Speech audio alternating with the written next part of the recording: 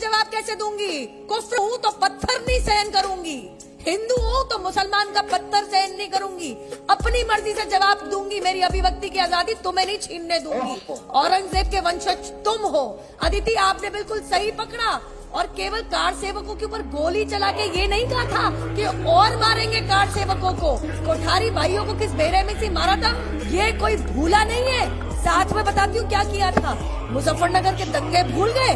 जाट भाइयों को जेल के पीछे, मुसलमानों को बाइज्जत बरी करके रिहा करवा दिया। क्यों? तुम्हारे घर में रहते थे, तुम्हारी असली भाई थे। क्या उन्होंने लोगों को मारा नहीं? तुमने अपने मैनिफेस्टो तक में लिखा था कि युवा मुसलमानों के खिलाफ केस वापस ले लेंगे। और अदिति, यही तक नहीं, मुलायम सिंह यादव की सरकार ने क्या कहा था? शुक्रवार को, सऊदी अरेबिया में रहते हैं हम या कुवैत में रहते हैं, शुक्रवार को स्कूल की छुट्टियां कर दी जाएंगी। क्यों? जो हिंदू पढ़ता है स्कूल, सरकारी स्कूल में, या जो क्रिश्चियन पढ़ता है, या जो कोई मानता ही नहीं, कोई आस्था नहीं रखता, जो सिख पढ़ता है, जो जू पढ़ता है, वो छुट्टी पे क्यों जाएगा? क्योंकि अमीर जुमाई को नमाज पढ़नी है। ये कोई तरीका हुआ? और मैं बता दूं, तुम तो मत करो, तुम्हें उद्योगपति नजर आ रहा है, टोटी चोर। तुम क्या जानो उद्योग को? तुम यहाँ पे बड़ी बड़ी बात कर रहे हो, मेरे एक सवाल का जवाब नहीं दिया टोटी चोर की पार्टी ने। अपने घर के बच्चों की शादी अहमदिया में करोगे क्या? जवाब दो। अपने घर के बच्चों की शादी यजीदियों में करोगे क्या? जवाब दो इस बात का। मेरे घर के अंदर टकरार पैदा करने वाले कभी नहीं, तुम कभी भी सफल नहीं होगे। पहले तो मैं पूछना चाहती हूँ कि कृष्ण राम हमारे भगवान है, आप इसको नकार नहीं सकते, आपकी कुछ भी विचारधारा क्यों ना हो। दूसरी बात मैं कहना चाहती हूँ, जरा मुझे बता दीजिए कि महाभारत और रामायण का नाम लेके किसने बॉम्ब ब्लास्ट कर लिया अपनी बॉडी पे चिपका के? किसी ने किसी को भगवान राम और कृष्ण का नाम लेके किसी को मार दिया? बताइए आप मुझे, अभी जवाब दो।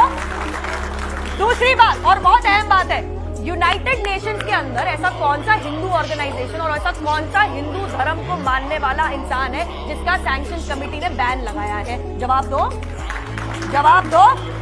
हिंदू धर्म को मानने वाला एक इंसान नहीं, एक सबूत नहीं, चाहे वो मक्का मस्जिद ब्लास्ट का केस हो, चाहे वो अजमेर शरीफ का केस हो, चाहे वो समझौता एक्सप्रेस हो, जिसमें आप नहीं मानते, देश का कानून मानता है, और देश का कानून संविधान सर्वोपरि, आप नहीं है।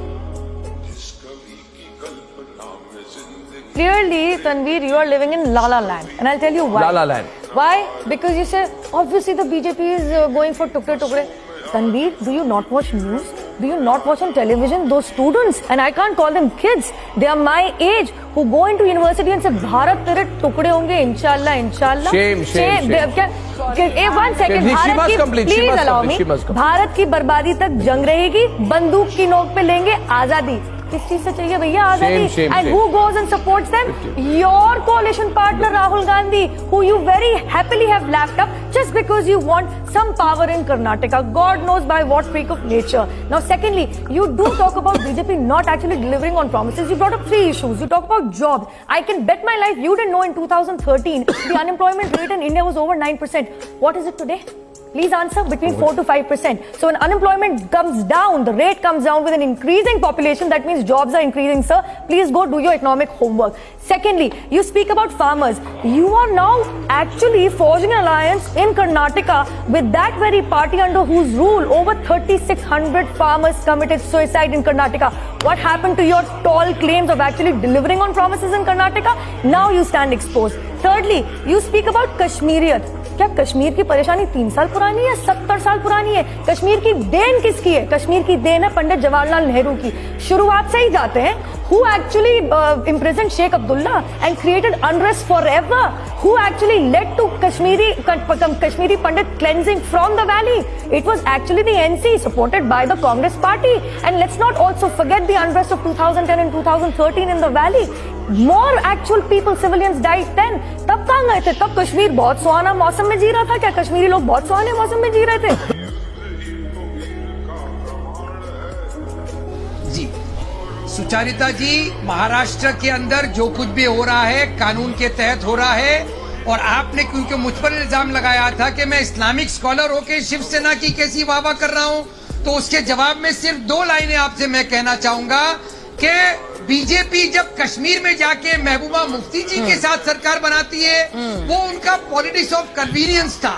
महाराष्ट्र के अंदर शिवसेना मुसलमानों का जो साथ दे रहे हैं, मुसलमान शिवसेना का साथ दे रहे हैं, वो है पॉलिटिक्स ऑफ एक्सपीडियंसी। बहुत बड़ी बात कह रहे हैं आप। महसूस करें नुपुर शर्मा, फर्क महसूस करें। तीसरी बात आत्माओं के तड़पाने की बात हो रही है, तो वाजपेयी जी की तो आत्मा तड़प रही है। ये कहां से कहां ले आए कीचड़ में बीजेपी को। अरे वो कमल जो खिलता था उसको लहू लुहान कीचड़ में कर दिया आपने। वाजपेयी जी की भी आत्मा तड़प रही है। अतिकुर रहमान साहब, अब देखिए आपने एक और स्टेटमेंट बड़ा दे दिया कि अब महाराष्ट्र में मुसलमान खड़े हैं शिवसेना के साथ। आपने ये भी बड़ा बयान दे दिया। अब सुन लीजिए मेरी बात, आप ये कह रहे, पहली बात तो मैंने आप पर कोई आरोप नहीं लगाया, मैंने सिर्फ स्टैंड जो बदला है वो दिखाया था। नुपुर जी यही स्टैंड बदल रहा है। मैं कह रही हूँ ये शिवसेना का कांग्रेसीकरण है जो इस वक्त हो रहा है। मैं 3 चीज कहूंगी, प्लीज मेरे ऊपर कोई ना बोले सुचरिता जी, मैं तो किसी के ऊपर बोल नहीं रही।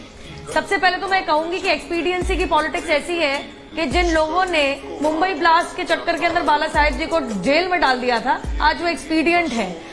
जिनका बकायदा रॉ अफसर एनके सूद एक सार्वजनिक इंटरव्यू में आके कहते हैं कि शरद पवार के डाकू इब्राहिम के साथ बहुत गहरे लिंक हैं, उनके साथ हाथ मिला लिया शिवसेना ने। वाह क्या एक्सपीडियंसी, ताली बजाऊंगी इसी एक्सपीडियंसी को शिवसेना की। इसलिए तो पालगढ़ के साधुओं की लिंचिंग हुई, इसलिए तो उनकी ऐसी बेरहमी से मृत्यु हुई। लेकिन अब मैं 3 चीज कहना चाहूंगी, ध्यान से सुनिएगा। ये कहा गया यहाँ पे कि सीएम की भावना भड़क गई जी, ये कह देने से कि तुम्हारे घर के सामने हनुमान चालीसा पड़ जाएगी। पता है इससे मुझे क्या याद आया? हनुमान जयंती में जब दिल्ली में हनुमान जयंती का शोभा यात्रा निकाली जा रही थी जामा मस्जिद के बाहर से, तो वहां पे मस्जिद के अंदर के जो मुसलमान थे उनकी भावना कैसे भड़की थी। तो आप तो अपने आप को एक्सपोज कर रहे हैं। शायद उद्धव ठाकरे शायद मुसलमान बन गए, शायद शिवसेना के जो प्रवक्ता है उनका यही कहना था। दूसरी बात, अतिकुर रहमान ने क्या कहा शुरुआत में? अंधविश्वास है, 72 हूर मिल जाएंगी अगर जिहाद में सुसाइड कर लोगे, सुसाइड बॉम्बर बना लोगे। ये अंधविश्वास नहीं है। अल्लाह अकबर कर कह के तुम बम फेंक दोगे, आतंक फैला दोगे, ये अंधविश्वास नहीं है। दूसरों का सड़क रोक के 5 बार जुम्मा नमाज पढ़ लोगे, ये अंधविश्वास नहीं है। हनुमान चालीसा पढ़ना बड़ा अंधविश्वास है। ये जो कम्युनल बिगटरी दिखा रहे हैं ना, ये अपने घर में रखे, टीवी पे सार्वजनिक करने की जरूरत नहीं है। और तीसरा क्या कहा गया कि सीएम के घर के बाहर सड़क रोक दी। क्यों? जब आप 5 बार नमाज जो पढ़ता है, जुम्मा नमाज जो करता है, आप उसको परमिशन देते नहीं हो, आम जनता का रास्ता वो रोकता है, तब क्या आम जनता की जिंदगी रोजमर्रा की त्रस्त नहीं होती? क्या मुख्यमंत्री तुम्हारे भगवान ने भेजे हैं क्या ऊपर आसमान से नीचे? मैं एक बार बताती हूँ कि कल कोर्ट ने जो टिप्पणी की, नुपुर जी आपने जो बात कही है, अतिकुर रहमान साहब, प्रतिमा जी जरा इसे